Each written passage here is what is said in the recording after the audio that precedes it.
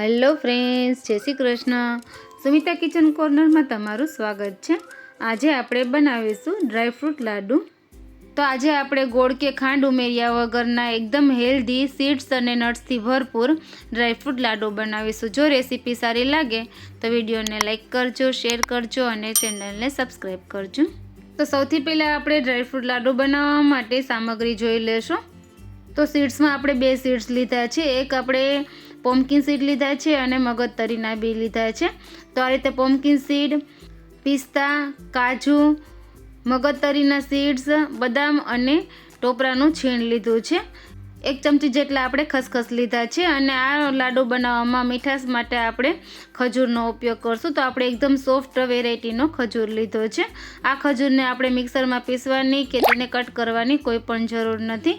તેમાંથી મેં બિયા કાઢી લીધા છે અને આપણે નટ્સને પણ આ રીતે કટ કરી લીધા છે. તો નટ્સને થોડા આપણે મોટા ચંક્સમાં કટ કરવાના છે આ રીતે. અને આપણે ટોપરાનો ગોલો હોય તેને આપણે ખમણીને લીધો છે. તો આપણે બધી સામગ્રી રેડી કરી લીધી છે. હવે આપણે લાડુ બનાવવા માટે પેનમાં 1 મોટી ચમચી ઘી એડ કરશું. ઘી થોડું ગરમ થાય ત્યારબાદ તેમાં આપણે કટ કરેલી બદામ એડ કરી દઈશું અને બદામને થોડી સાતળી લેશું. તો સાતળવામાં વાર લાગે તેવા નટ્સને આપણે પહેલાં એડ કરવાના છે. તો આપણે પહેલાં બદામ એડ કરી છે. 1 મિનિટ થઈ જાય ત્યારબાદ આપણે કાજુ એડ કરી દઈશું. ગેસની ફ્લેમ આપણે સાવ મીડિયમ જ રાખી છે. કાજુ થોડા હલકા ફ્રાય થઈ જાય ત્યારબાદ તેમાં આપણે કટ કરેલા પિસ્તા એડ કરી દઈશું અને તેને પણ આપણે સારી રીતે સાતળી લેશું. થોડો હલકો કલર ચેન્જ થાય ત્યારબાદ આપણે બધા ડ્રાયફ્રૂટને અલગ એક બાઉલમાં કાઢી લેવાના છે. તો હવે નટ્સ થોડા હલકા સતળાઈ ગયા છે અને તે ક્રન્ચી પણ થઈ ગયા છે. તો તેને આપણે એક બાઉલમાં કાઢી લેશું અને વધેલા ઘીમાં આપણે પમ્પકિન સીડ અને મગજતરીના બી પણ શેકી લેશું.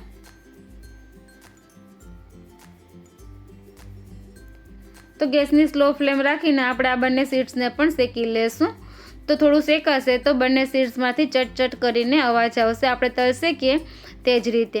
તો સીડ્સ થોડા હલકા ક્રિસ્પી થઈ જાય ત્યારબાદ તેને પણ આપણે બાઉલમાં લઈ લેશું. તો આપણે જે કાજુ બદામ અને પિસ્તા લીધા હતા તે જ બાઉલમાં તેને સાથે જ મિક્સ કરી દેવાના છે. તો હવે પેનમાં થોડુંક જ ઘી છે તેમાં આપણે ટોપરાને પણ સાતળી લેશું.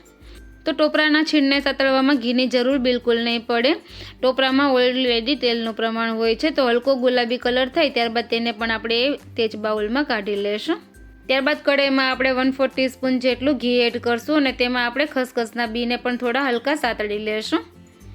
તેનો પણ હલકો કલર ચેન્જ થાય ત્યારબાદ તેને પણ આપણે બાઉલમાં કાઢી લેવાનું છે. તો આપણા બધા નટ્સ એકદમ સારી રીતે સતળાઈ ગયા છે અને આ રીતે તેને મિક્સ કરી દેશું. હવે આપણે ખજૂરને પણ હલકો સોફ્ટ થાય ત્યાં સુધી સાતળવાનો છે. તો કઢાઈમાં આપણે 1 મોટી ચમચી ઘી લઈ લેશું. ઘી થોડું ગરમ થાય ત્યારબાદ આપણે ખજૂર આપણે સીડ્સ કાઢીને રાખ્યો હતો તે એડ કરી દેશું અને તેને આપણે ઘીમાં સાતળી લેવાનો છે. તો સ્પેચ્યુલાથી હલકું પ્રેસ કરતું જવાનું છે અને તેને આપણે બધી સાઈડ ટર્ન કરીને સારી રીતે સોફ્ટ થાય ત્યાં સુધી સાતળવાનો છે. તો ગેસની ફ્લેમ આપણે સ્લો જ રાખવાની છે. તો ગેસની ફ્લેમ સ્લો રાખીને 5 મિનિટ આ રીતે સાતળવાથી ખજૂર પણ એકદમ સારી રીતે સોફ્ટ થઈ જશે.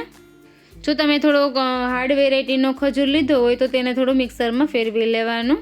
હવે આ ઘીમાં સાતળેલા અને સોફ્ટ કરેલા ખજૂરને આપણે ડ્રાયફ્રૂટમાં એડ કરી દઈશું. તો અત્યારે ખજૂર થોડો ગરમ છે તો તેને આપણે સ્પેચ્યુલાથી થોડો આ રીતે મિક્સ કરશું. ત્યારબાદ ખજૂર થોડો ઠંડો થઈ જશે ત્યારબાદ તેને આપણે હાથેથી મિક્સ કરી લેશું.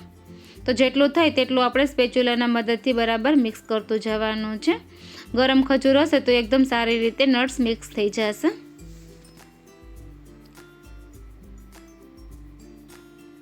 તો હવે આપણું મિશ્રણ થોડું ઠંડુ થઈ ગયું છે તેને આપણે હાથેથી બરાબર મિક્સ કરી લેશું.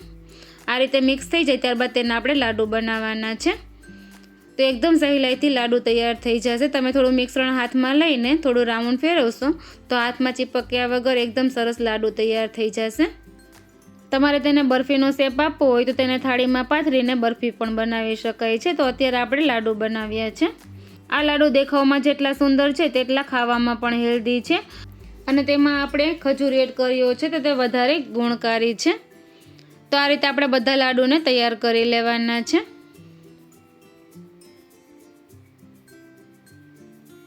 તમે નટ્સમાં વધારે પણ એડ કરી શકો છો. તમે કિસમિસ અથવા તો સનફ્લાવરના સીડ પણ લઈ શકો છો. તો આ રીતે આપણે લાડુ બનીને તૈયાર છે. તમને હું એક લાડુને તોડીને પણ બતાવી દઉં. લાડુ એકદમ સરસ સોફ્ટ તૈયાર થયા છે. આ લાડુ સવારે દૂધ સાથે 1 થી 2 ખાવાથી આખો દિવસ શરીરમાં એનર્જી રહે છે અને આ લાડુને તમે બાળકોને લંચ બોક્સમાં પણ આપી શકો છો. તો ફ્રેન્ડ્સ, તમારા બાળકો જો ખજૂર, નટ્સ અને સીડ્સ એકલા ન ખાતા હોય તો આ રીતે લાડુ બનાવીને ચોક્કસથી ટ્રાય કરજો અને તમારા અનુભવ મને કોમેન્ટ બોક્સમાં જરૂરથી શેર કરજો. અને હજુ સુધી ચેનલને સબસ્ક્રાઈબ ના કરી હોય તો ચેનલને સબસ્ક્રાઈબ પણ કરી દેજો અને બાજુમાં બેલ આઇકન પ્રેસ કરજો, જેથી મારા આવતા વિડીયોની નોટિફિકેશન તમને સૌથી પહેલાં મળે.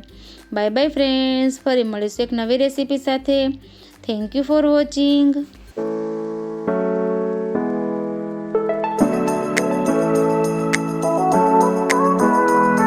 તો ફ્રેન્ડ્સ, તમને મારી રેસીપી પસંદ આવતી હોય તો ચેનલને લાઇક કરજો, શેર કરજો અને સબસ્ક્રાઈબ કરજો અને બાજુમાં બેલ આઇકનને પ્રેસ કરજો, જેથી મારા આવતા વિડીયોની નોટિફિકેશન તમને સૌથી પહેલાં મળે.